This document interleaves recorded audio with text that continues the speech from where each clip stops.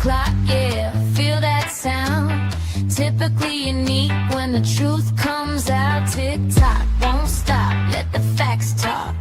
Pull up real close, yeah, it's crime o'clock. Clock, clock, yeah. Typically new, yeah. Neon signs glow, brick wall behind me. Headlines loud, but they never define me. They rush the story, skip the proof. I slow it down, let it show the truth. Files on deck, read every line. Timestamps matter, so does time. If it don't fit, I don't force the frame. Ask one question, whole story change. No fear my voice, no need to shout. Paper speaks when you read it out. If the math's off, I'll circle twice. Truth ain't loud, but it ain't nice. Yeah. Read it again. It's crime o'clock, yeah. Feel that sound. Typically unique when the truth comes out. Tick tock, won't stop. Let the facts talk. Pull up real close, yeah. It's crime o'clock. It's crime o'clock. Read it again. They sell a narrative if I sell receipts. Courtroom quiet, but the pages speak. Word for word, no added spin. Let it stand, yeah, let that sink in. Screenshot save, timeline's tight. Missing pieces keep me up at night. If they say alleged, I say why. If they say case closed, I say try. No rush here, we do it right. Truth don't bend for the likes of hype. If you came for noise, you in the wrong spot. This is evidence, this is crime o'clock. Clock, clock, clock. Stay with me. This isn't background noise. This is pattern recognition. This is documents. This is crime o'clock. It's crime o'clock, yeah. Feel that sound. Typically unique when the truth comes out. Tick tock, won't stop. Let the facts talk. Say it with me now. Crime o'clock. It's crime o'clock. Typically unique. It's crime o'clock. Yeah. If you're here, you're early. If you're listening, you're paying attention. Show starts now.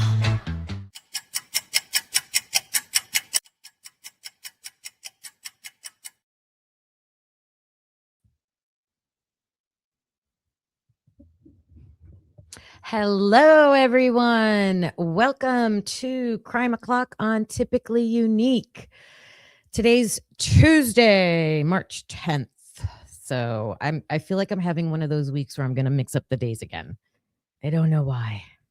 I think because I got things to do this week. But hey, everybody that's in here already. Hello, hello. I saw Christina, Mike, Ro, Skull, Sleuther, Christina, Nomadic Duckman. Hello, Blue Devil. Hey, guys. Thanks for being here, clocking in right on time. Mike, I hope I said your name. All right, so I wanted to do an episode on Idaho 4 today, and I jumped into Miss Potts this morning towards the end. I saw some of you guys in there, and I love that she just has these lives where she just like talks and she says she dumps all her brain worms, because whenever I start thinking about the Idaho 4 case, I'm like, I get scattered brain. There's so many directions to go. Like I'll start with one thing and then I find something else and then I find something else and then I find something else. And, you know, most everything isn't new. It's things that we've talked about for 3 years now and going on 3 years. And I always have to like pull myself back. Like, okay, pick one focus, right? Pick one focus. Hey, thanks, Mike. I look fresh. Yeah. Wet hair day again. I'm letting it air dry. She always calls BK Koberger. That makes you laugh. Yeah, the way she says it. Oh, so I decided today I'm going to continue on with the topic that I started with, thinking about appeal options, right? So I've done a couple episodes on that last week. Of course, I interject other cases as things break and come up. So before I get into Idaho, I was just looking up for any, I was looking for any updates. Let me know in the chat if anything has broke this morning about Nancy Guthrie. But as far as I could see, um, Skull, I read your comment. I got product. I got product in my hair. It's gonna air dry. But yeah, with the Nancy Guthrie case, I haven't seen anything major breaking. I saw an update by Brian Enton that he was talking to one of the neighbors that early on in the investigation with Nancy Guthrie. And this is a neighbor that Brian seems to have gotten to know very well. He was in her house. He thanked her for letting him park in her driveway. Like, I think they've had lots of conversations. So she was telling how early in the investigation, the FBI went to her house and like wanted to go inside and check the garage and like check all these places, and she let them, and then they left, and then she said they looked weird, like she wasn't sure if it was really the FBI. So she called the department and they said no, they weren't. So then they sent out a team. Did you guys see this video? It was one of Brian Enton's updates. So then Idaho, I almost said Moscow. They sent a team out to investigate the investigation that they thought was fake. And so they spent time out there doing that. And then they realized, oh no, it really was the FBI. And to me, yeah, that's like a funny story, but it just shows there was no communication. You know, who was in charge? Nobody knew what anybody was doing. And I think we've seen that with, they keep going back to the house in the Nancy Guthrie case. And I feel they're doing things in the last week or two that they should have done the first 2 weeks, you know, getting cameras in the neighborhood and, you know, all that stuff. So yeah, they called it an FBI mix up, but that was ridiculous. Could you imagine thinking fake police came in your house to do a search? Oh my gosh, she must have been freaking out for a minute. Hey, Meg. Good morning. It was so beautiful around here yesterday. It was like 72 degrees. It's never a nice, hot, sunny day like that on my birthday. So that was a nice birthday present today. I don't know. It looks decent out, but not sunshine like we had yesterday. So, and then of course, you know, we get snow even in April. So you never know what springtime's going to be like. I'll keep you updated. All right. The other case that, one of the other cases I've been talking about is the Cleveland case with those 2 little girls that were found in the suitcases. And I was listening to, again, like a review of it, and I called it from day one. As soon as I heard the situation that they were suspecting the mom and these 2 girls, and no, as soon as I heard that they weren't reported missing, like that they didn't have any missing children in the area that matched, I'm like, CPS had dropped the ball. And according to this news report that I was listening to, they said they interviewed the neighbor. So apparently these girls lived in a duplex, so like side by side, and the neighbor on the other side, like she knew something was going wrong over there. She said that the kids were never allowed to go outside, and this is an 8-year-old and a 10-year-old. They were homeschooled, so they weren't socializing with children at school, and she said the kids in the neighborhood never socialized with them either. So she called Children's Services. She had concerns. I think she had concerns with the way she heard the mom, doing things over there or whatever. That's one children's services call. Then the dad of one of the girls, I think he's only the father of one of the girls, he tried to involve CPS 6 different times at least. Like for 6 years, he has been trying to get emergency custody of one of his daughter. He's gone to court. Children's services would go out, and according to what I heard, the standard bar that Children's Services in Cleveland, Ohio says is acceptable. Well, they have a roof over their head and they have a bed. So they're good. I take this very personally. That's why I called it from day one. I knew. I've seen situations like this. I'm going to tell you a situation right now. This is of how things go. It's children's services, it's mental health help, it's the court system, it's the detention center for children. I mean, it's just all of that whole system, okay? I always say they don't care and they don't want to help. They might care, they might want to help, but they won't. They won't. And it all comes down to money, in my opinion. There's no funding for anything. And at this point, even if there is funding, there's nowhere for anybody to go.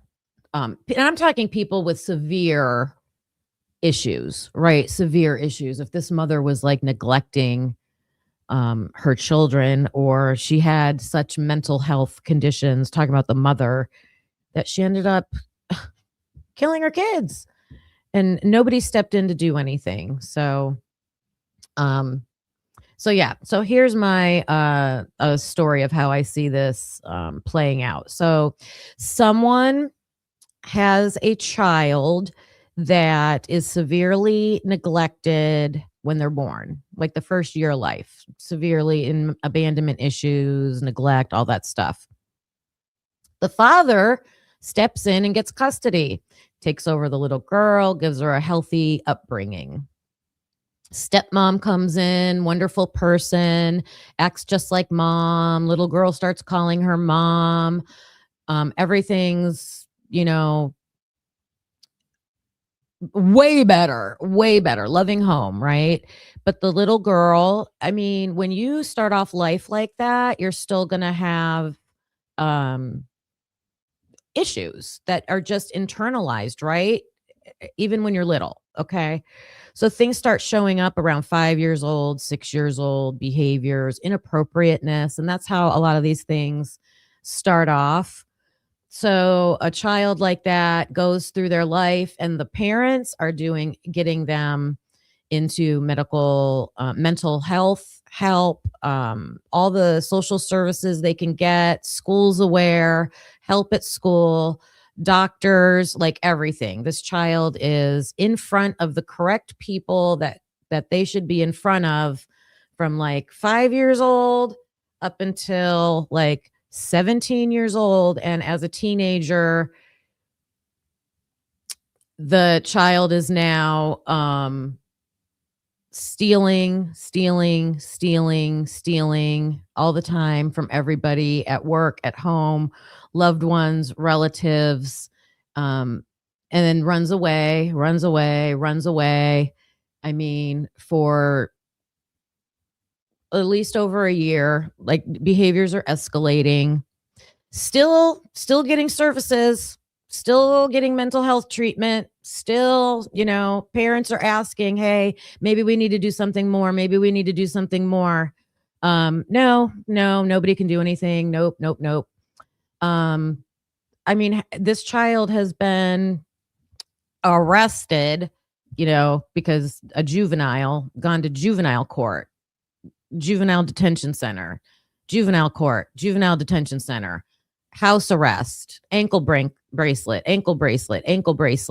She cuts off the ankle bracelet and runs away like 3 times now. That's a felony. You know what they did? Nothing. The child needs help. It's not, yes, she's doing things illegal, but what's causing her to do this? And I don't blame her because look at how she was born. And I just wanted to share that because that's the reality out there. That's what's happening. And as much as parents like try to get in front of judges or social services or children's services, children's services was reached out to for help, not for punishment, not to go in and punish the parents because the parents are providing a loving home. The parents reached out like, hey, help us. What services do you have? Nothing, nothing, nothing. Yeah, it's horrible. And I want to be an advocate for that. When I heard this about this dad in Cleveland, like him trying to fight for 6 years, I'm like, I want to call him.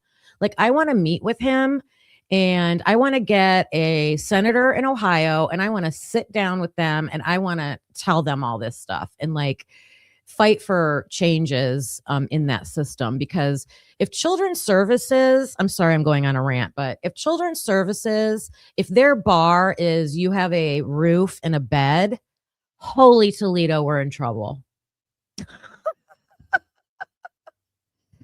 Yes, Meg, but what if you have a severe mental condition that changes your thinking? You don't have rational thinking. The child can't help themselves. They know it's wrong and they still do it. Like there's no like I don't know, kleptomania is a condition, like, you know. And if it can be treated, then why isn't somebody offering the treatment to treat it? Right? Yeah, yeah, that's what I'm talking about. Like when it's beyond, they won't place them in a group home. If you're a parent and you say, "Hey, my child needs help, please send them somewhere so I can," then you would get charged as neglect, even though you're a parent trying to help somebody.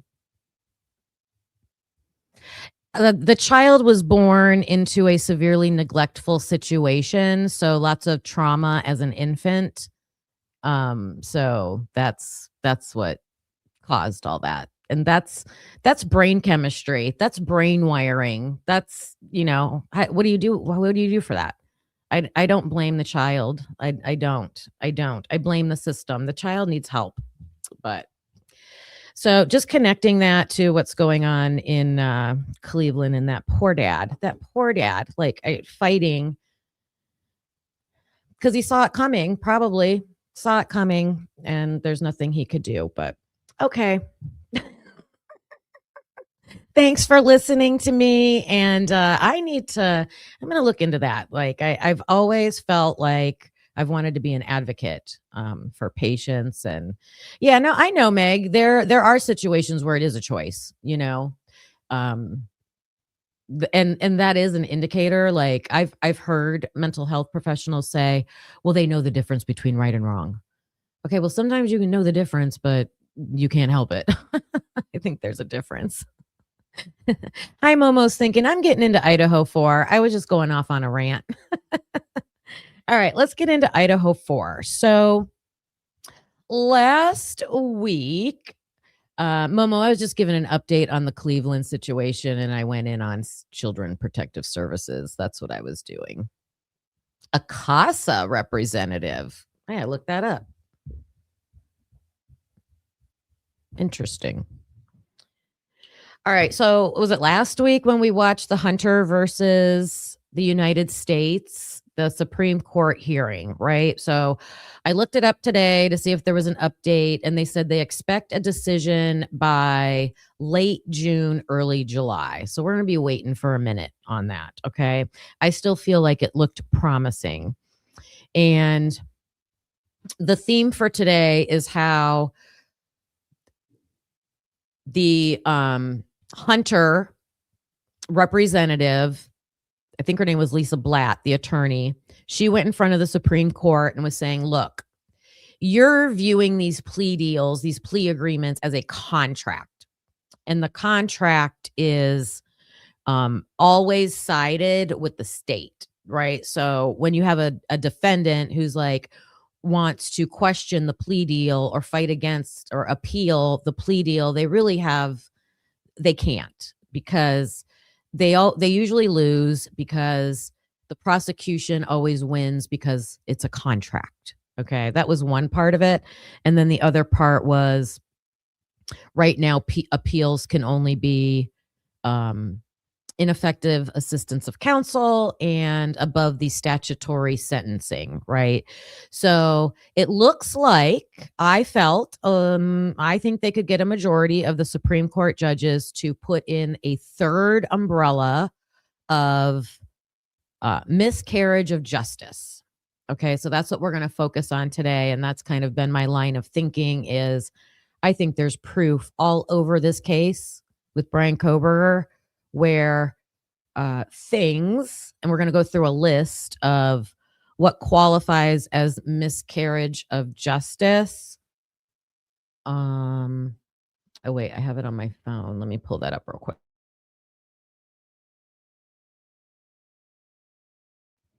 That fall under that category. Oh, right there. Wait a minute. Back.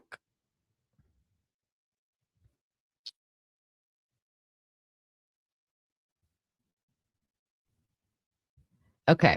So if you have an eyewitness who misidentified somebody, that could get you an appeal if this passes. If they rule in favor of Hunter at the Supreme Court level. So if you have a eyewitness misidentification, that's one. A misapplication of forensic science. There's one. False confessions. Aren't you confessing when you take a plea? Official misconduct. That's really what I'm honing in on. I think a lot of creators are honing in on that one, like misconduct in this case. And so that's why looking at Brady Giglio, not turning over exculpatory evidence, hiding evidence in this case. Okay. And then you have coerced pleas. Okay. I think a lot of people feel like Brian Koberger's back was pushed up against the wall, not going to be able to get a fair trial, and took a plea to get the death penalty off the table. So I kind of think, I'm not sure about the eyewitness misidentification, although at one point they were going to use Miss Molly to identify Brian Koberger. So that kind of plays in there. Hey, Lucy, I changed my topic for today. So the video I asked you about, if you saw that, probably be Thursday. So I'm kind of thinking the defense could like hit on every one of these, but I really think the misconduct is the biggest one. So this says police and prosecutorial misconduct is a leading contributing factor in a significant number of recorded exoneration cases since 1989. It has contributed to the wrongful conviction of people of color, many of whom live in heavily policed communities. They use coercive interrogation techniques. There's no transparency. There's no accountability. And then that misconduct goes unchecked, right? Oh, thank you, Lucy. I appreciate you. I'm just trying to be respectful. I appreciate that. So currently, the majority of states keep police disciplinary records confidential. Do you think those should be confidential? Chat. Hey, Susan Russo. Hello. Should police disciplinary records be confidential? I mean, aren't they a public servant? They're paid with tax. Taxpayers make decisions on funding the police department. It's a civic, the community expense. So I think the community has the right to know. What do you guys think? So that makes it difficult for the public to know when officers are repeatedly engaging in misconduct and if they are being held accountable for their actions.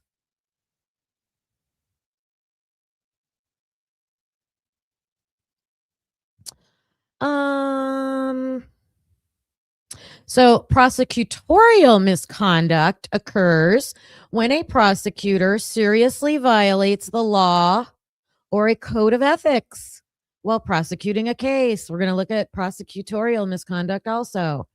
In a majority of cases where wrongfully convicted people have experienced this kind of misconduct, prosecutors have been accused of making improper arguments at trial, purposefully withholding evidence of innocence or other favorable evidence in what is known as a Brady violation. Because these prosecutors control access to the evidence, that is my pet peeve. Like, I went on a rant earlier, if you missed it, about Children Protective Services. You could do the same with the judicial system. You go to court with two sides, a defense and a prosecution. Why is the prosecution getting to be in charge of all the evidence? That makes no sense to me. That makes no sense to me because then they are tempted with hiding stuff. Tempted, right? Take that temptation out of it. I don't know what the answer is, but I don't think the prosecution should be in charge of the evidence.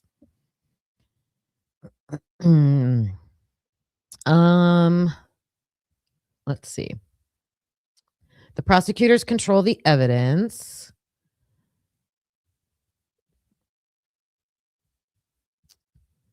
Yeah, they said it's so hard. So because of that, it's so hard to even measure the whole scope of prosecutorial misconduct because I don't even think you can catch it all because they're in charge of it. So yeah, that's crazy. That's crazy.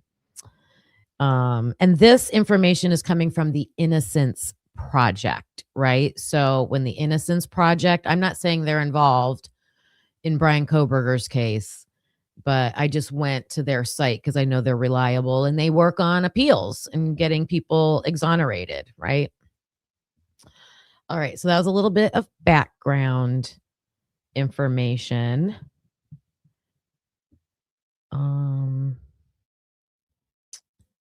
Let me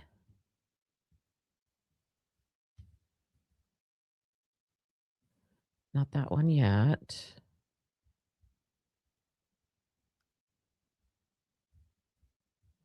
All right, so I wanted to review some of the things that Brian's team have tried to point out and fight against in this process.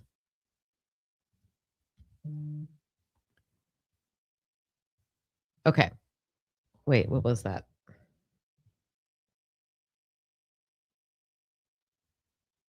Sorry, I got to check something I got a notification. Not now. I don't know.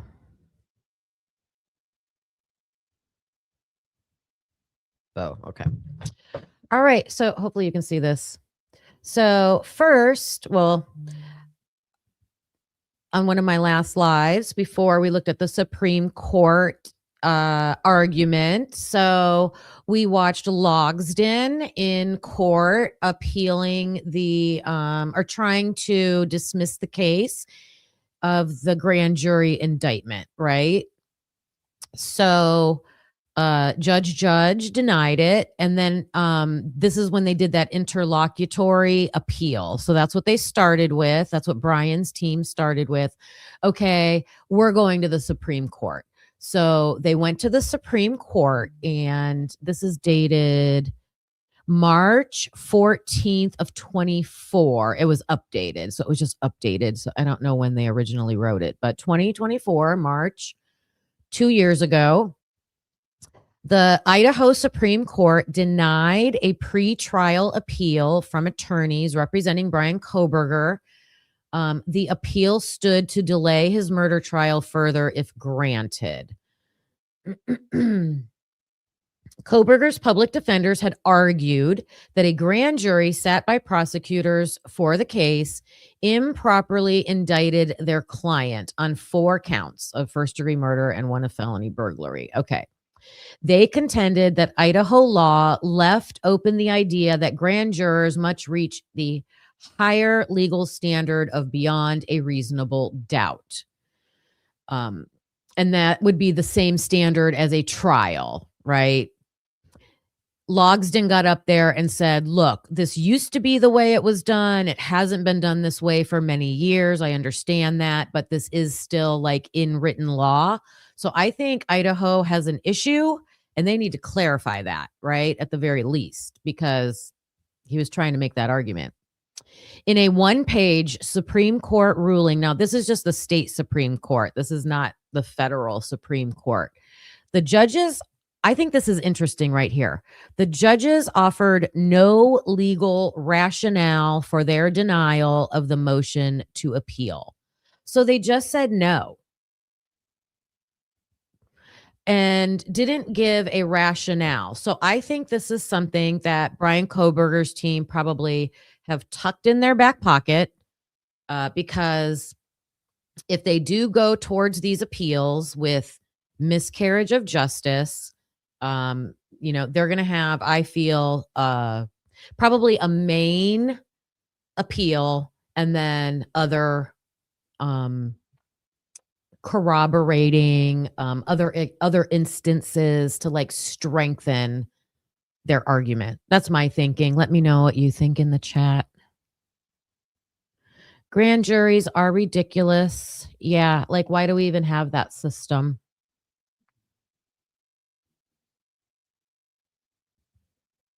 Yeah, that kind of makes sense now, doesn't it? That Hewitt came in for the leak.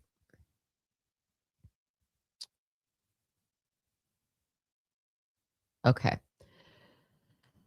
All right. So after that, let's look at this.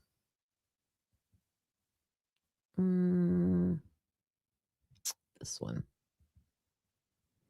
So Jules of all trades, I'm sure you guys all follow her.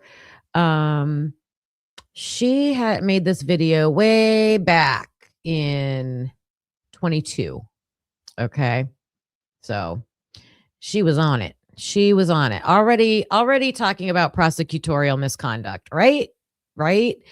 The title of this is Prosecutorial Misconduct. Was Brian Koberger's defense team trying to warn us about Mr. B.T. Thompson over there? To also show you guys a few documents in the Idaho case where this exact same prosecutorial misconduct verbiage is actually on the document. Now, before I show you guys these documents, in case you guys missed it, here is a short clip from the video that I just mentioned. So as you can see, this is the giglioBradyList.com, and it has William W. Thompson at the Latell County Prosecuting Attorney. And this is his, I guess, bar number. I'm not really. Okay. I know that I think there's, well, I don't know. I think there's controversy over this website. If I see Dago later, I'm going to ask him about it too, because I think he pulled up this site or a site like it. Jules addressed that at the beginning of this video, and she said a lot of people were claiming this wasn't a legit site, but she said those same people that were claiming it wasn't legit also used this site to talk about misconduct by certain police officers. So if you know anything more about that, let me know. But there's the site. It says misconduct in the state of Idaho, and it's got names on it. Quite sure how a bunch of this stuff is labeled. I'm not going to pretend like I know because I don't. So this is prosecutor misconduct number 172-453-897-986-014716. Says the date of offense is December 29th of 2023 for bias. Okay, so back in August. Okay, so that's going to be huge right there. December, I forget the date. December of 23. Bias. December of 23. Bias. I should have went and looked what happened in the case, I'm writing this down. What happened in December of 2023 that the prosecutor, this is about the prosecutor, showed bias. I'm gonna have to look that up. If anybody can think of it off the top of your head, we'll have to look at like what court hearings were back then, things like that. Bias would be, if you can prove it, a miscarriage of justice, I believe, that could work towards an appeal. So it's just another example of how I think the defense has just been documenting all these instances of all these things happening. Yeah, Momo, I agree. Not innocent until proven guilty, guilty until you prove us wrong. And then we're not going to give you anything where you could prove us wrong. We won't give you that stuff, right? Of 2023 is where we're looking for these documents, and there's 3 of them, and they have. Oh, I forgot. Jules so good. She found the document, so she's going to tell us. Have the exact same verbiage as the complaint that we are now seeing on the Brady Giglio website. Okay. Now, this one was posted 8/23 of 23 at 4:08 p.m. And as you can see right here, they are wanting the indictment dismissed based on a biased grand jury, inadmissible evidence, lack of sufficient evidence, and what is this right here? Prosecutorial misconduct by withholding exculpatory evidence. Now, this did come about 3-ish months or so. That's good. I'm telling you, that is going to be huge. After we ended up getting the information about Bethany apparently having exculpatory evidence for Brian from the private investigator that Ann Taylor hired, that Butanti guy. Okay, this was a few months after that. Let's keep that part in mind. Now, this one was filed the same day. Okay, uno minuto later. You see that? 4:09. And look at this, the exact same. I know that it's like repetitive because they're literally using the exact same reasons for them wanting the grand jury indictment dismissed, but the verbiage matches. Okay, that's why we're showing you this. Prosecutorial misconduct in withholding exculpatory evidence. Now let's go to the third document. Okay, same date, August 23rd, about 24 minutes later at 4:35 p.m. And here it is again, prosecutorial misconduct. Now, from what I can tell, the person who filed the complaint against Bill Thompson is sort of stating the opposite of this. Whatever the state's office found, they didn't find sufficient to keep the charges on this person's, I guess, ex-partner, because it is some sort of DV situation from what it sounds like. Now, if y'all clicked on the link. So whatever's on that website she showed must be another unrelated case. She's saying it's like a DV case. However, the filings were August 23rd of 23, and there's 3 documents citing the prosecutorial misconduct, the bias, and all of those things. So they've got their documentation going, right? Okay, so we know with Brady Giglio, it has to do with hiding evidence,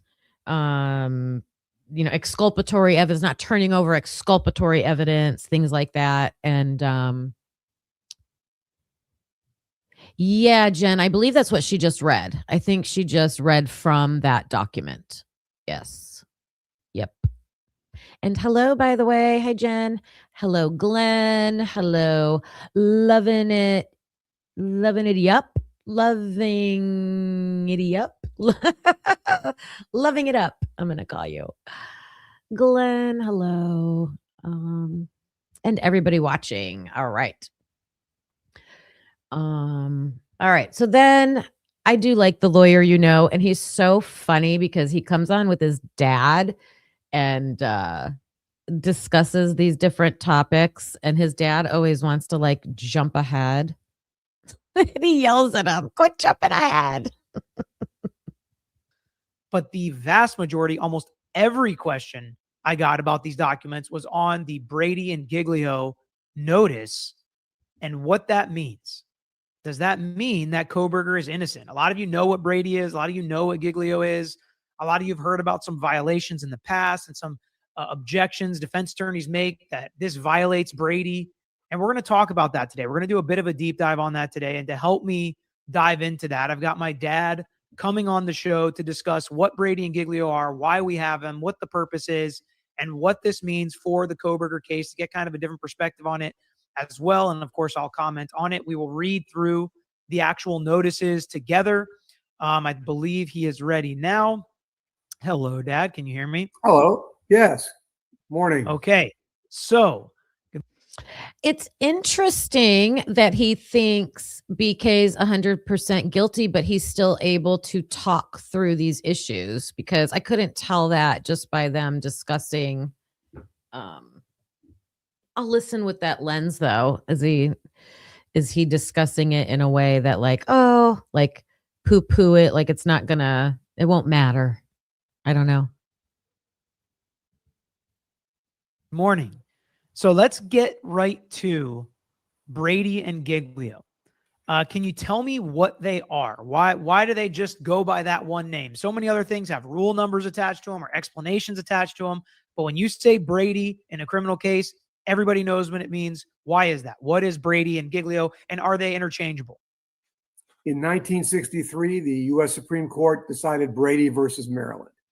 And that was a case where someone appealed the fact that the prosecutor didn't turn over evidence of, for example, two people had confessed to a crime. They didn't turn that over. That could have affected the case. So the Supreme Court said that prosecutors from now on have to turn over, if they know something that's exculpatory, which goes to the innocence of the defendant, or that you can use to impeach a state witness and their credibility, you have to turn it over. And so that's become a constitutional, there's no rule, because they said the Constitution required that. Right. Just the fundamental fairness, basically, and the constitutional Right. protections Due of process, criminal defendants. right. So when we talk about this stuff, it's not just something that proves they're innocent. It's also something that potentially proves they're innocent, right? Well, it's got to be something that, in order for there to be a reversal for the Supreme Court, it has to be something that could have affected the verdict or the integrity of the verdict. In other words, you can't, just a mistake that doesn't have an impact, that's not going to do anything. But if it has an impact on the verdict, then yes, that's going to cause a reversal.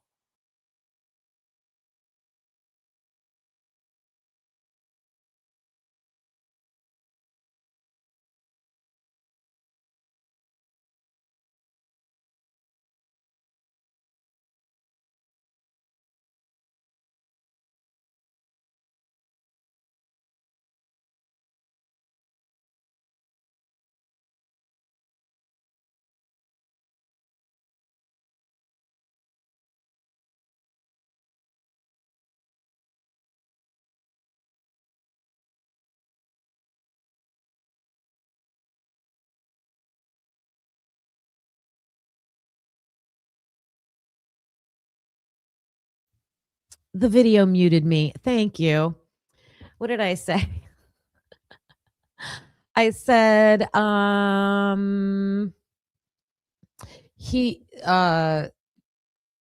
my gosh. I guess I'll just go on. Oh, he was talking about a conviction. Okay. He was talking about overturning a conviction, and that's not Brian Koberger's situation. Brian Koberger's team wants to appeal a plea deal. And so the options would be, like, I was asking, do you guys think there's enough to completely throw the case out? Or would it just be remanding it back and, okay, have a trial now? That's what I think they would probably do, have a trial.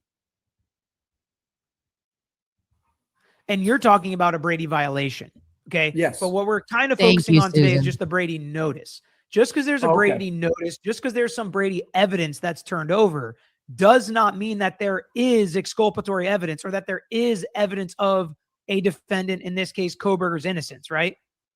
Well, in this case, I think that the Hold on. I don't want to prosecutor jump did- to it yet. I don't want to jump to this Oh, I case thought yet. you said What I'm He's saying yelling is, at him. if there is a notice in this case, it does not mean that there is evidence he is innocent. That's my question. Absolutely correct. Right. It doesn't Okay. mean that there So- is evidence. Yes. Correct. And I like the way you explained it, because there's a second part to this definition, which we're going to get to, and that's really what this case is about.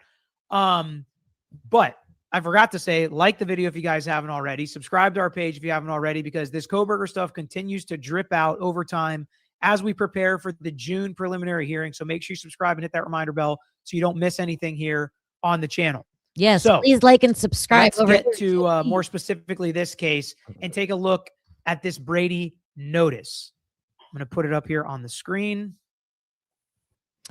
Okay, a couple comments you guys had that I wanted to talk about. So Blue Devil said defense gets redacted discovery too. Oh, right. So it shouldn't be redacted. Like, come on. Like, they're the attorneys. They need to see everything. It may not be redacted as much, but they get redacted stuff like that's so ridiculous. That's so ridiculous. We also know about the missing audio, right? Ann Taylor said it in court, like, hey, we got these videos and the audio's missing from it. So that's going to come up. I have a clip about that where one of the officers involved in the Idaho 4 case had that same issue about audio missing from a video in that Stickergate case. So this has been an ongoing issue. And then where was the other comment I saw? That one.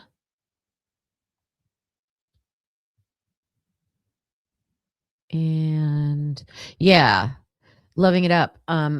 Yeah, was there even enough? And that's why Brian's team, they asked for the indictment by the grand jury to dismiss the indictment, like throw it out, like he shouldn't even be, arrested right now.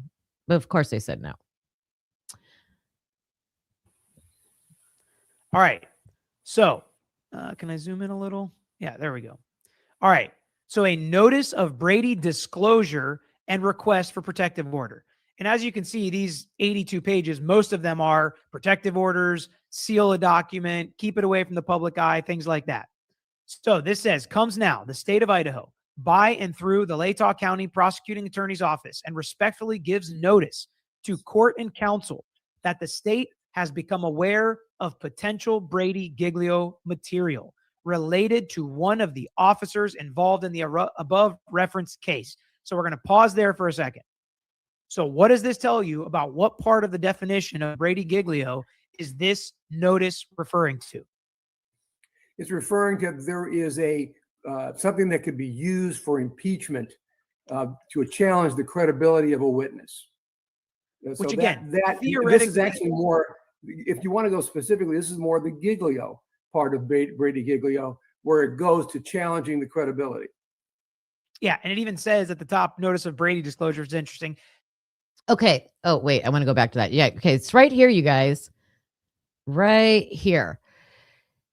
So this is coming from the state. This is coming from the prosecuting attorney's office, that they have become aware of Brady material related to one of the officers involved in the above referenced case. The material in the form of a confidential internal affairs investigation. I think that's the Stickergate investigation. Correct me if I'm wrong. It's hereby submitted in camera to the court. So in camera, I just learned this, means that the judge is going to look at it privately. The public is not going to see it out in court. The judge is going to review the the confidential internal affairs investigation information. The state intends to disclose this information to the defendant's counsel, but because this information is confidential and exempt from public disclosure, then what does he say? More, if you want to go specifically, this is more the Giglio part of Brady Giglio, where it goes to challenging the credibility. Yeah, and it even says at the top, notice of Brady disclosure is interesting. Sometimes they're used interchangeably, but I agree with you. I think it does kind of go more on that. But again, technically, if there's a major issue with an investigating officer, it could be exculpatory. But I think most of the time when people think of exculpatory, they think, actually, it's not Brian Kohberger's DNA. Actually, they have video somebody else was walking in the house. It does not seem like that's what we have here, right? Oh, absolutely not. It's a completed internal affairs investigation. So Hold on. something that happened before it. Try not to jump ahead. Let's just wait. Let's read it and then we'll react to it. I'm saying what it's not.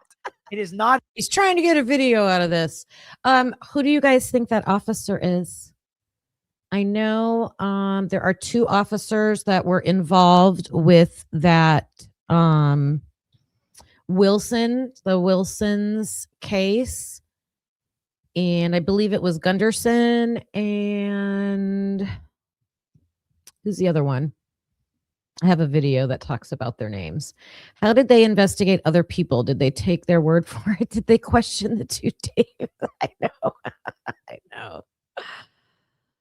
know. What else are you guys saying? Yeah. Yeah, I mean, there's witness issues too with all of this. Yep, there's audio missing in several places. There's the AT&T timing advance data that didn't get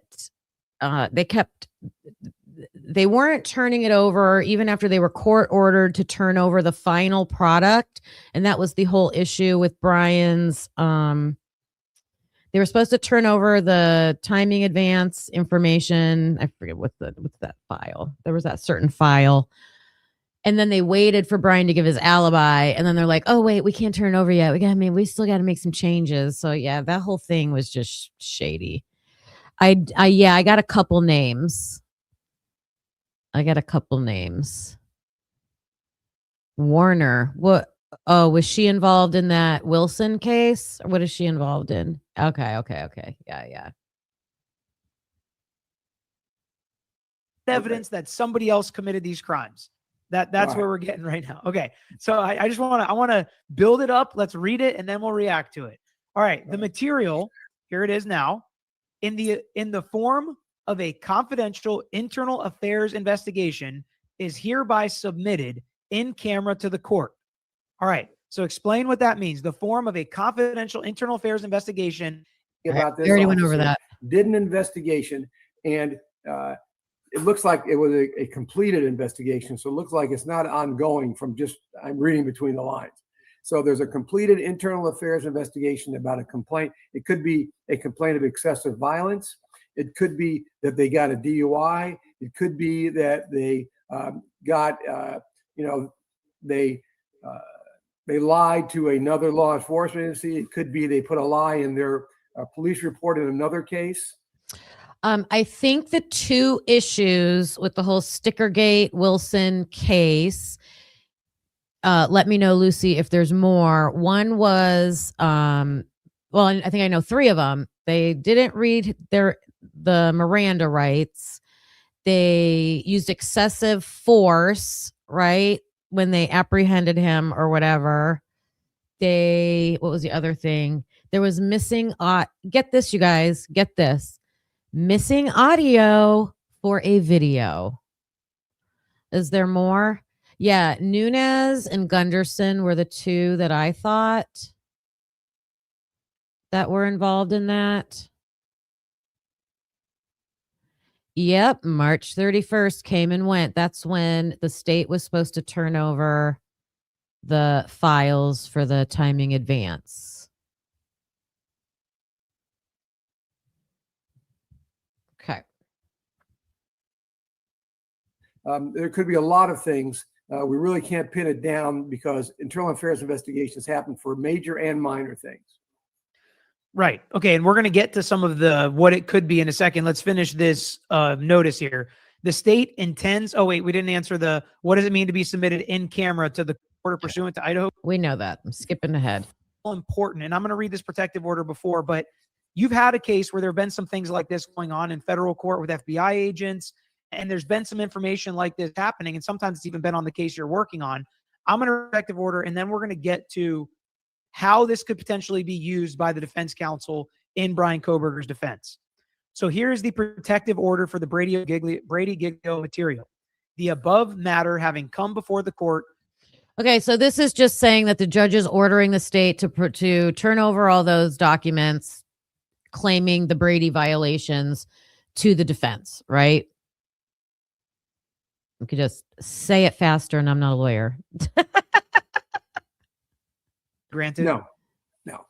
All right, so let's get to how this type of material, an internal affairs investigation and report potentially on an officer that was involved in this investigation with Brian Kohberger in the Idaho 4, how can that be used by a defense attorney in this case? Well, a judge is going to rule at some point in this case whether this is in fact something that goes to the credibility of the witness. For instance, they got stopped for a traffic violation. So there's an internal affairs investigation because they were speeding.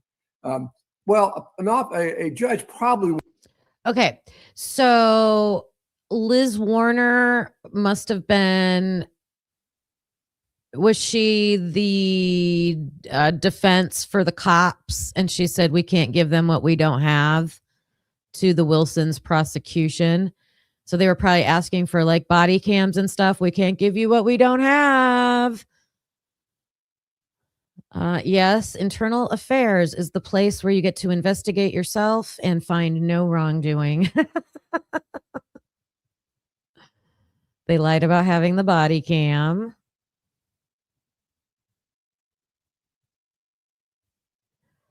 Oh my goodness. How crazy. Like, yeah, I don't know. I don't get it. Because that was my question, Lucy. Like if they say, well, we can't give you what we don't have, I think it comes down to the defense knowing what, if you're doing an investigation, you know what kind of evidence they're going to want to collect. So you would assume they would have it. And then you would have to just see, is it ever mentioned in a document? Is it like, how do you catch them to know that they have it? And you're saying they were literally using the footage. Oh my gosh. Thank goodness that some criminals can be, they make mistakes so that they get caught.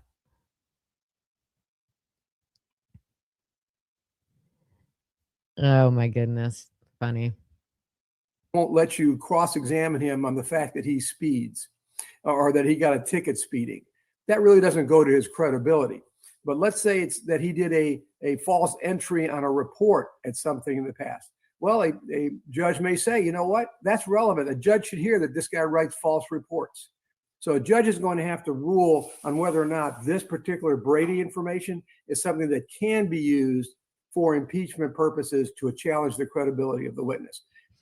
Okay, so let's think about that. I'm correct that Gunderson is one of the named people, correct? And wasn't he the one that collected the 1112 porch camera?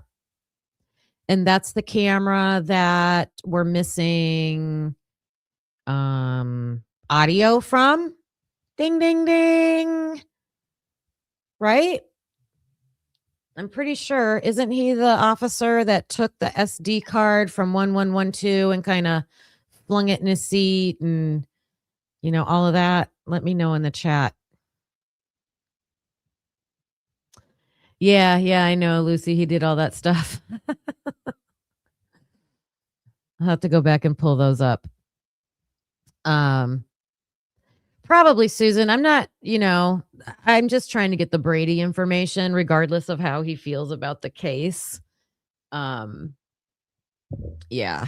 So that would be because these are two attorneys right here, and they're trying to make the point that this violation, this Brady or Giglio violation against an officer, it has to be relevant to affect the case. And he was saying, like, if they got a speeding ticket, that's not going to affect the case. But if they did something like making a false statement in a report or something like that, that you'd have to prove, but then that would be, then Brian's team has the right to know that, and he would be discredited. So then I'm like, okay, so if they're discredited, then whatever evidence they were in charge of collecting would be in question, right? Would that be, I don't know.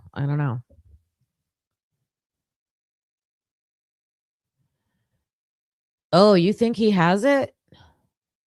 Steve G has the audio. Can we get that? Could we get that?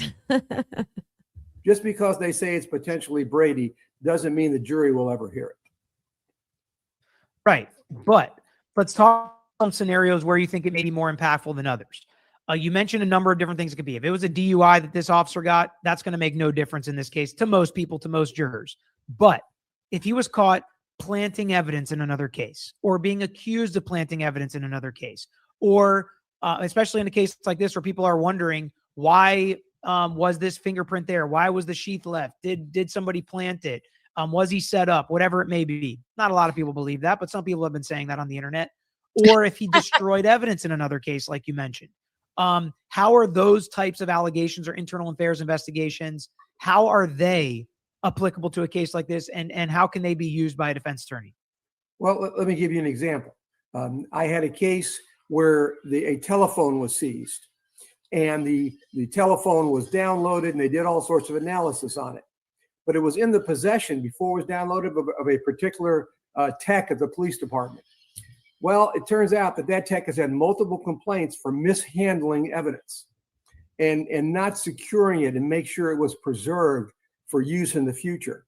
Well, they had to give that information to me so that when the tech got on the stand about how they preserve the evidence, I could say, hey, you've had 5 prior complaints on this date, this date, and this date where you mishandle evidence. I mean, you really don't know how to handle evidence. You don't know how to secure a telephone to make sure that the items in that telephone, the data, are not messed with. So that is the way you can use these kind of internal affairs investigations. Again, that's just one example. I've had dozens and dozens, but that's just.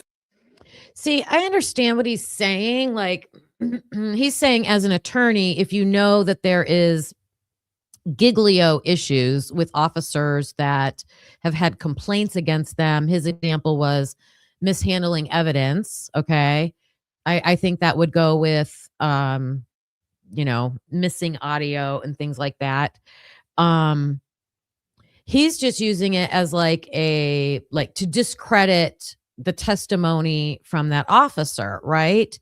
But I think in Koberger's case, I want more than that. I think the evidence that without audio, if there's an officer that's done that before, then could somebody fair and just go and find the audio that's missing, because the defense deserves to have that.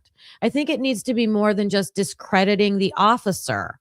You guys understand what I'm saying? I think it needs to be turn over the actual evidence in its true form that you got originally. And who does that? How do you do that? That's my thought.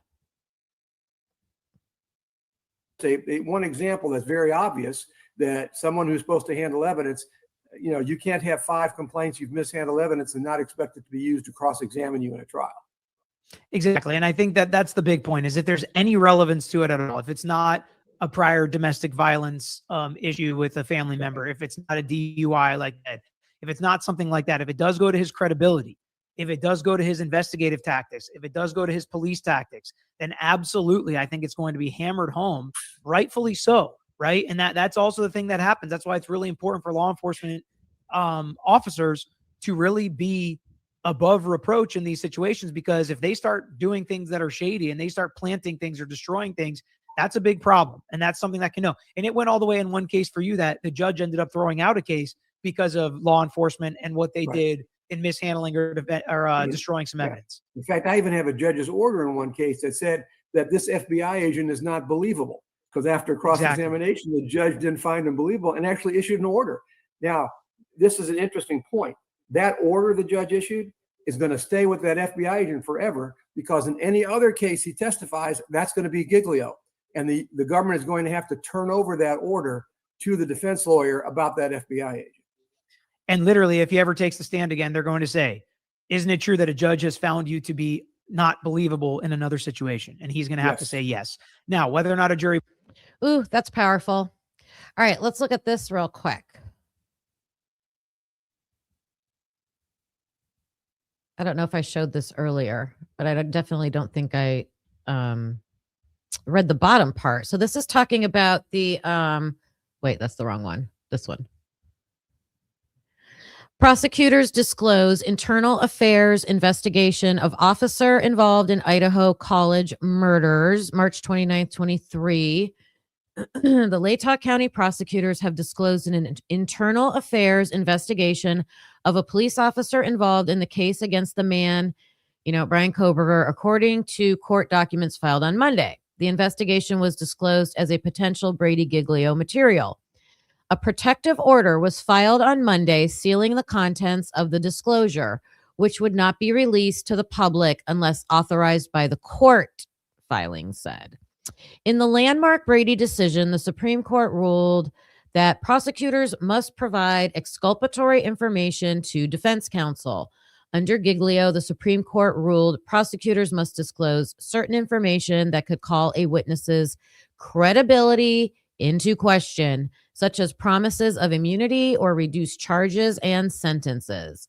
The admission that an officer involved in the investigation of Brian Koberger, who has been charged with 4 counts of first-degree murder, is being investigated, could potentially affect the criminal proceedings, although it's unclear how significant the disclosure is, since the information was sealed by the court.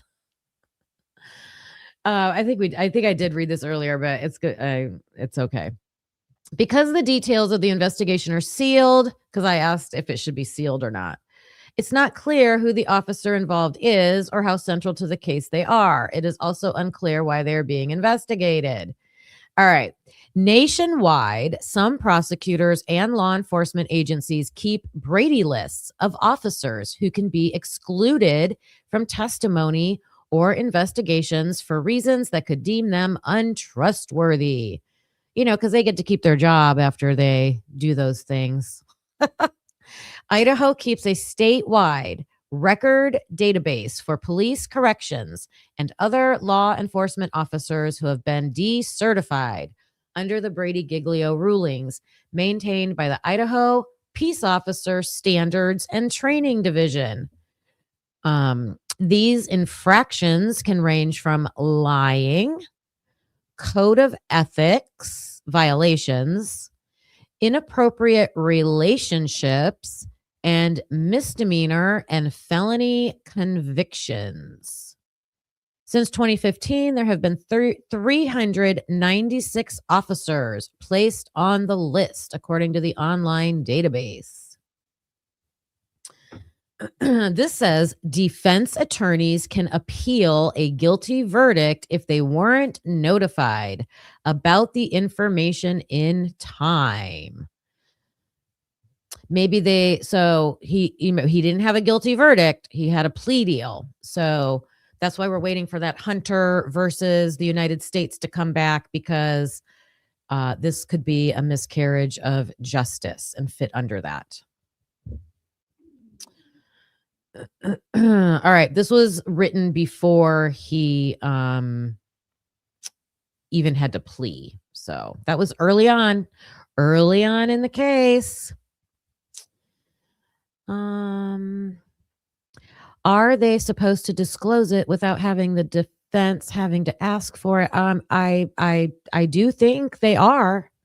I do think they are.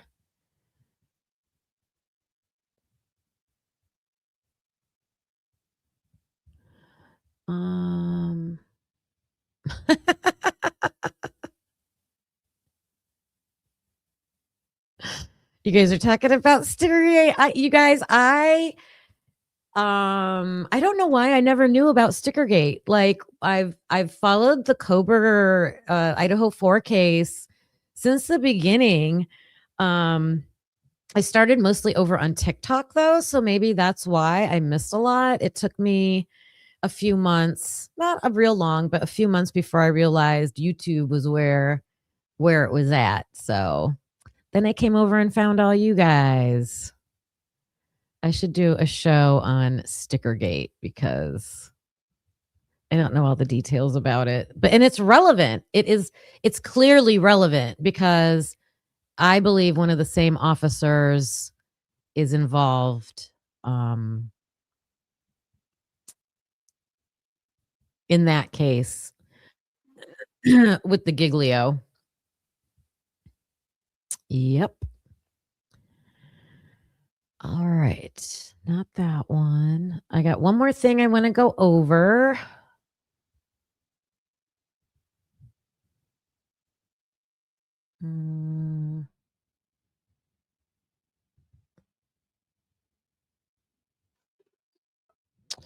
Not that.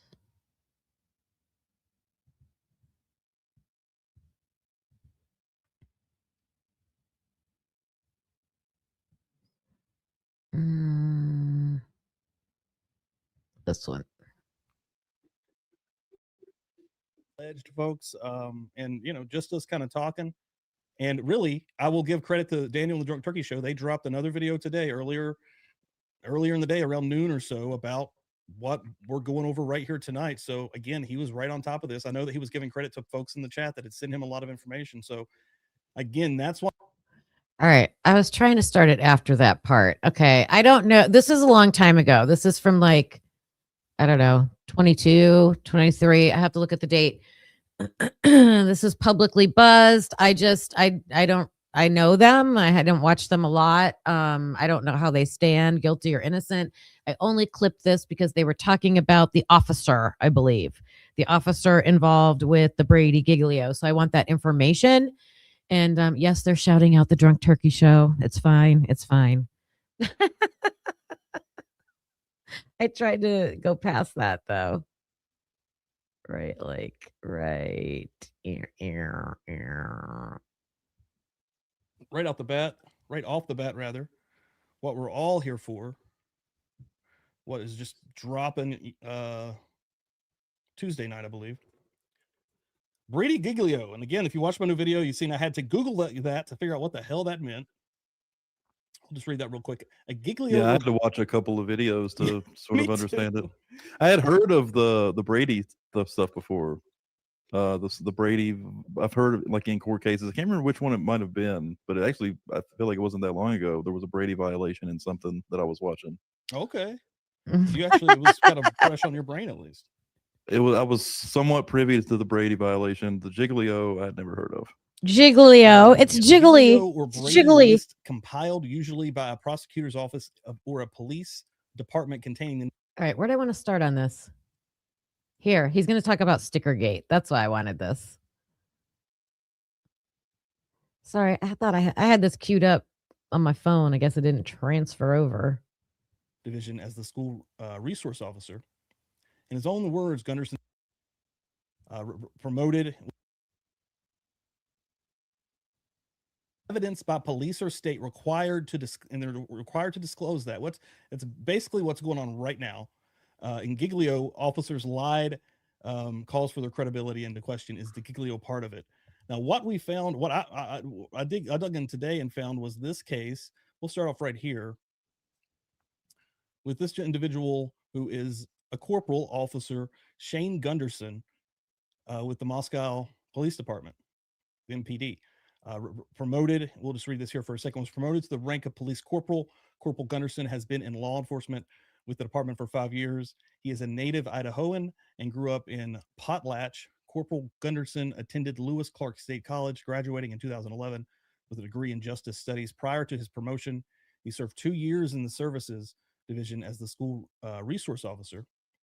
In his own words, Gunderson said, "I look forward to mentoring the new wave of MPD officers advancing through the ranks. Community policing is not only looking out for and working for the citizens of Moscow, it is looking out for and working with my fellow officers as well." The story we're about to go into, they probably don't feel like that. 2017, he was Officer of the Year. As you can see right here, Officer of the Year.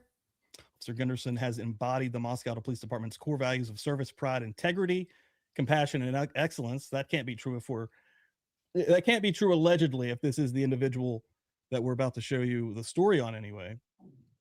Which there's multiple police in the story we're going to show you on that's in this lawsuit currently with the city of Moscow that Gunderson is a part of.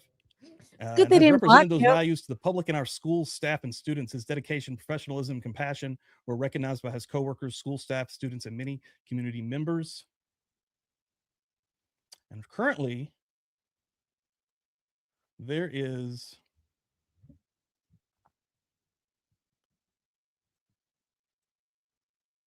I'll do it that.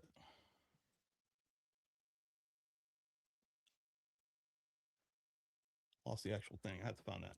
But currently, there is a lawsuit with the city of Moscow, with this family, the Wilsons, the dad of these two boys, Roy Wilson, and an unnamed underage brother, who were going around the city of Moscow. Now, keep in mind, before we dive into the story, I'll give a little preference. This story is coming from October 2020, the height of the pandemic. You can remember, emotions were extremely high, Dan, as I'm sure you remember all the crazy mask mandates and the wildness going on. Yep. Well, Roy Wilson, the 18-year-old that actually did get convicted of these charges that they put upon these boys, the first time these charges had ever been put on anyone in the history of Moscow, by basically just putting stickers around. As you can see the sticker right there in front of you, this is the sticker that they were putting on places in protest of the mask mandates, saying Soviet Russia with the sickle and the hammer and sickle symbol there, and then even saying enforced because we care, mocking a sticker that the MPD was placing around, basically saying they're enforcing the mask mandates because they care. Now, this family had their grandpa has a church, a large church in Moscow, and they were doing hold on one second. Let me see if I put it over here. Where did I put that one thing? I thought you prepared for this show, Stephen. I know. I had one thing to do. I think he has the actual document, the I can't say anything. court I gotta show document. up. Lucy, I know you said you have all that The stuff best too. one I wanted to show. It's right here though. Hold on. Is Dan and Steve the names of these guys on this show?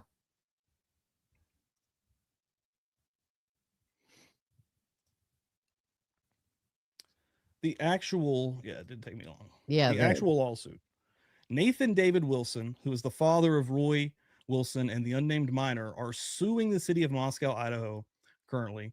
The prosecuting attorney, Liz Warner, and then 3 police officers, Jay Waters, Meg. Shane Gunderson, who was the first police officer that showed up to the Moscow house in Idaho when the Idaho 4 were found on that fateful morning, and then Mitch Nunez as well, are all being named in this lawsuit currently. It's coming down to basically what we're getting back, if we get back to the Brady and Giglio part that's going on here, basically to disclose the information that happened with these police officers. Did I lose that again? How do I keep losing that? Where is that going? Oh, right here. I'm prepared, folks. He sounds like me. I do the same Oh. thing. Where'd it go? I had it ready. But lost my train of thought there. But yes, basically this lawsuit is ongoing, and the first officer that actually showed up, I haven't looked at any chat there. But the first officer that did show up is named in this lawsuit. And yeah, going back again to the Brady Giglio of what's going on here, basically, once they, and then there's some other information here. I believe it's actually deeper in here. There's actually some pictures, even more pictures of, you can see how this is a normal thing. Anybody that's been to a city knows that there's stickers and flyers all over the place. Not an unusual thing to find. What they've done is they've pissed off the police again during the pandemic, when tempers were flared on all sides. And this lawsuit calls this a liberal city, in a conservative state. But here's some actual imagery here. And basically what this boils down to is they, detained, they were not free to go, these boys, and they weren't read their Miranda rights before this happened. Upon the arrival of the defendant police officers, Gunderson Nunez forcefully placed plaintiff Roy Wilson in handcuffs, forced him to the ground, and proceeded to interrogate him. Plaintiff Roy Wilson was not free to leave, and yet the officers did not advise him his rights required by Miranda before interrogating him. A true and correct image of officers placing plaintiff Roy Wilson in handcuffs while his brother, again, underage, so he is not named, observes and is interrogated by defendant Waters, another police officer. This image was taken from the police interrogation video. And that's another part of this. This police interrogation video was subpoenaed by the lawyers of this family, the Wilson family, and they were lied to. The police said they didn't have this footage. They could not get it. And lo and behold, they did. And then they finally produced it. The audio was gone. The audio was missing. So there is some corruption. See, this is the part. This is why I wanted to show this video right here, because he just told what happened with the Wilsons versus Moscow. Okay, that case. So there is a Brady Giglio violation in this case with the officer that, or they, the family, the Wilsons were asking, and their attorneys were asking for the footage. So look right there. There was an image that I guess I'm assuming the prosecution was using, showing the one son, the one Wilson kid getting arrested, and then his brother was a minor. So the image came from the body cam video. So, like, where'd that, because that was my thought, like, who took that picture? Where'd that picture come from? Right. So they're asking for body cam footage, and we don't have it. And then, it turns up. And then when it turns up, there's no audio. Like, is that like a normal procedure? How do they not get in super big trouble for that? It's crazy to me. There is some stuff going on in Idaho, Dan. Yeah, I don't like when this first started coming out, my initial thought was, well, not a huge deal. But then you pointed out the corruption aspect and the entire police force trying to conceal the video footage and all that stuff. And I was like, yeah, you know what? It gets a little bit deeper. Pretty fucked up, yeah. Because what sucks is, at the end of the day, Gunderson, and probably others, I don't know if Waters was there that day or not, but we know Gunderson was. And again, allegedly, whatever I have to put on this, but you don't want allegedly him attached to this case at this point is what sucks. Yeah. I mean, again, this may has to be. Yeah. He has to be. He has to be. Like So it doesn't take a lot to put two and two together. Now, in Brian Koberger's case, they are not naming publicly the officer. They're just saying that there is an internal investigation that is impacting this case, with Brady Giglio, and they sealed it so that no one would know the identification of the officer.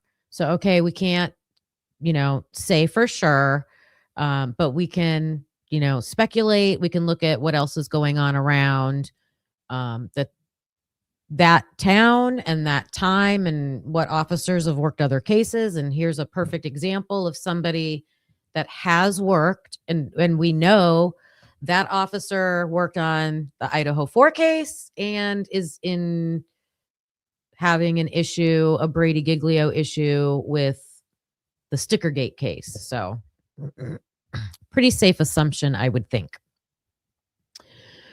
And then I don't know, like, where has that gone in the Idaho 4 case? I know Ann Taylor requested training records from officers.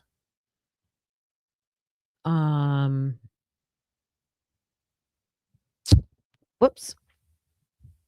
Where does this go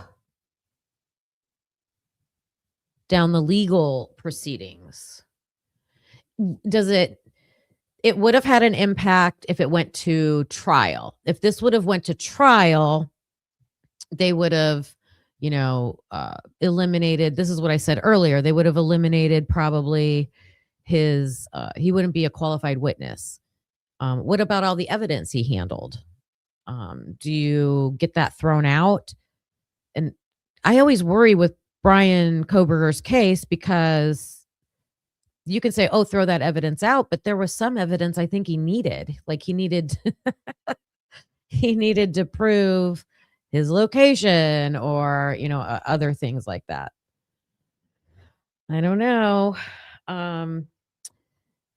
I just wanted to definitely highlight again this issue with Brady Giglio. It's definitely documented. It has definitely been brought up and documented in Brian Koberger's case. We can now see the officers that are probably directly involved. And I think it's going to be used in an appeal. Part of it used in part of the appeal is what I mean. Part of the appeal.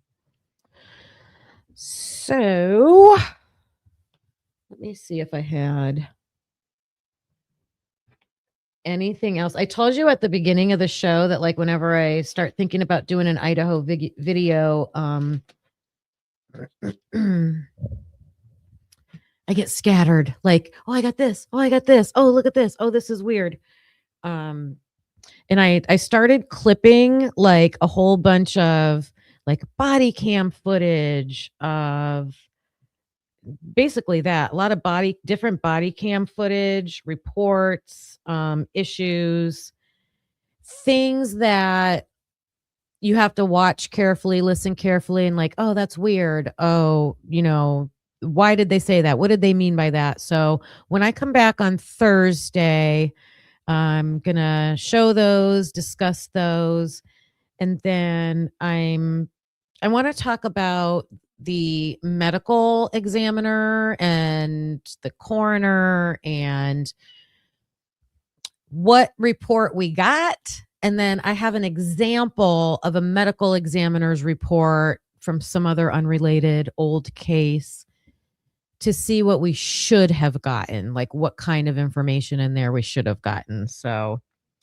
I'm going to end for today, but tomorrow I have to take Carlos's car in for an oil change. So I got to spend my morning time doing that. My plan is, though, I'm going to post a premiere video. So there will be something on here still at 11:30. So please clock in for that. You guys can still chat when there's a premiere. It's a live chat. So and where I'm just going to be sitting waiting for the car to be done. So I'll be in the chat too. So I'll come in and chat with you guys tomorrow. And then I'll be back Thursday live at 11:30. So thank you for joining me today to break down this whole Brady Giglio situation, the possibilities for what could be coming with an appeal. Oh my goodness, Lucy, that's crazy. Aw, yeah, they can be, the medical examiner's reports can be very long. Yeah, yeah. I want to thank all the mods that were in here today. Meg, Lucy, Christina, Mike, Ro. Thanks for always showing up and being in here and, holding the chat down. I appreciate that. All the green team members. I'm seeing more and more green members, unique peeps. If you'd like to consider becoming a unique peep, I've got it on the lowest level. It's always going to be on the lowest level. Like to see more people turn green. Like to hang out with you guys and have fun. I'm going to clock out for now. I hope you all have a wonderful rest of your day. And I'll see you guys in chat tomorrow and on live Thursday. Bye. Thanks for watching, hope you felt the spark. Please hit that like before it gets dark. Subscribe, it's free and keeps us going strong. You're part of the crew now, right where you belong. Join us next time, same truth, same fire. We bring the heat and never tire. We're typically unique and proud to be a husband and wife in podcast harmony. That could be unique, yeah, that's you and me. Don't forget to like and hit subscribe, it's free. Come back again, we'll be right here with truth and laughs and zero fear.